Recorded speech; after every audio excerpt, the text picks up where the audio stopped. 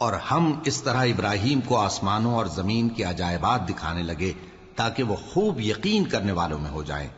یعنی جب رات نے ان کو پردہ تاریکی سے ڈھانپ لیا تو آسمان میں ایک ستارہ نظر پڑا، کہنے لگے یہ میرا پروردگار ہے۔ جب وہ غائب ہو گیا تو کہنے لگے کہ مجھے غائب ہو جانے والے تو پسند نہیں۔ پھر جب چاند کو دیکھا کہ چمک رہا ہے تو کہنے لگے یہ میرا پروردگار ہے۔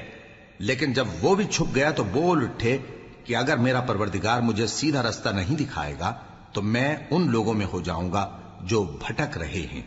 پھر جب سورج کو دیکھا کہ جگمگا رہا ہے تو کہنے لگے میرا پروردگار یہ ہے، یہ سب سے بڑا ہے۔ مگر جب وہ بھی غروب ہو گیا تو کہنے لگے لوگو، جن چیزوں کو تم اللہ کا شریک بناتے ہو میں ان سے بیزار ہوں۔ میں نے سب سے یکسو ہو کر اپنے آپ کو اسی ذات کی طرف متوجہ کیا جس نے آسمانوں اور زمین کو پیدا کیا ہے